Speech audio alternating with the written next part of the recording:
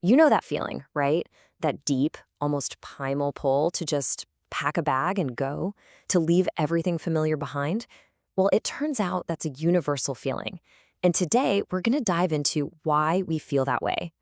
We're going to use Pico Iyer's incredible essay as our guide to explore the really profound reasons we're all drawn to the journey. I mean, that's the big question, isn't it?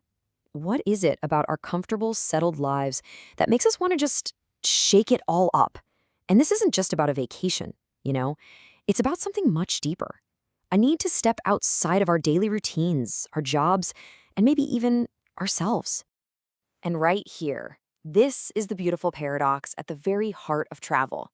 It's this idea that, first, we travel to get lost, right? To escape the person we have to be every single day. But then, somewhere in that process of getting lost, we somehow almost magically end up finding a more real, more essential version of ourselves. This idea, this is going to be our roadmap for today. Okay, so let's start with that very first step, the departure. This whole first part is about losing ourselves, about intentionally stepping into the great unknown. And it's so much more than just changing your zip code. It's about completely changing your state of being. The key thing to get here is that these aren't just things that happen to you. We travel to actively change how we see the world. When you're in a new place where you don't know the rules, time just stretches out. A single day can feel like a whole year. You kind of become like a kid again, full of wonder. The goal is to leave all your assumptions at home so you can see everything from a totally new angle. And this is a great reminder that travel isn't always supposed to be comfortable. As the philosopher George Santayana says, sometimes we need that challenge. You know, it's no accident that the word travel is related to the word travail, which means like difficult work. The journeys that really stick with us, the ones that change us, are often the ones that push us and make us struggle a little bit. So, once we've left, we move into the journey itself. This is where we confront the world outside of our little bubble. And this, my friends, is where our ideas about how the world works get seriously put to the test. Now, Iyer makes this really crucial distinction here. He says a tourist wants the world to be basically like home, just with a better view. They complain when things are different. A traveler, though, they leave their assumptions at home. In fact, they get frustrated if everything is the same because they're actively looking for something new. It's a totally different mindset. And this is the real education of travel. It's like your passport becomes this diploma in cultural relativism. It's a crash course that teaches one vital lesson. All the things we think of as normal or universal are usually just local customs. It totally shakes up your certainties and shows you there are just so many different ways to live a life. Iyer has this amazing metaphor for what the traveler does. We're not just, consuming a new culture, we're actually taking part in a two-way exchange. We're like carrier pigeons flying back and forth, carrying ideas and dreams and connecting worlds that would otherwise stay completely separate.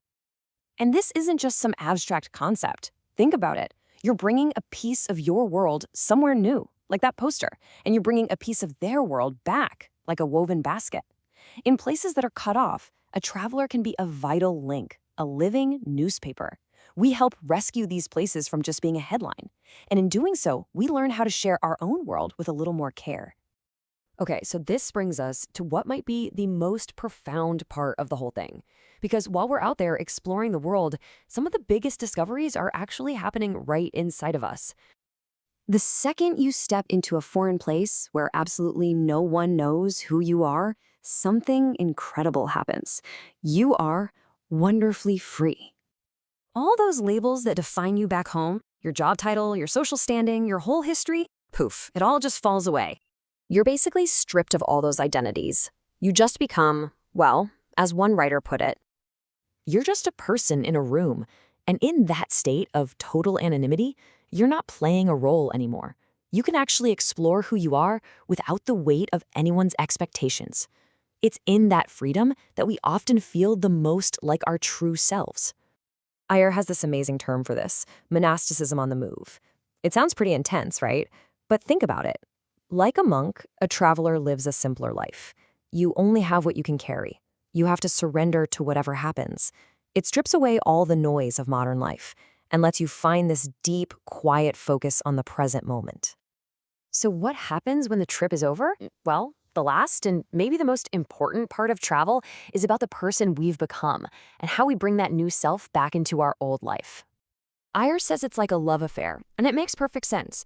Both experiences throw us into this state of heightened awareness. We're open, we're receptive, we're totally ready to be transformed.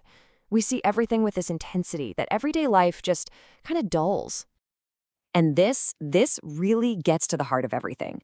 The true destination of any journey isn't a spot on a map. It's a new way of seeing. The goal isn't just to collect stamps in your passport.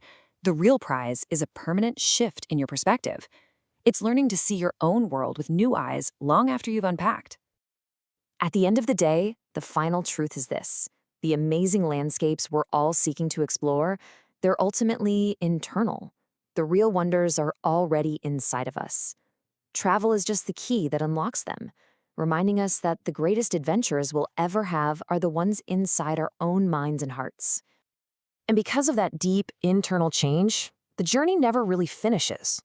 The memories, the lessons you learned, the person you became out there on the road, all of that continues to live inside you, shaping how you see everything, forever.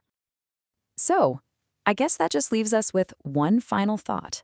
Now that we know every trip is both an outer and an inner journey, where do you want to go next? What part of the world or what part of yourself are you ready to discover?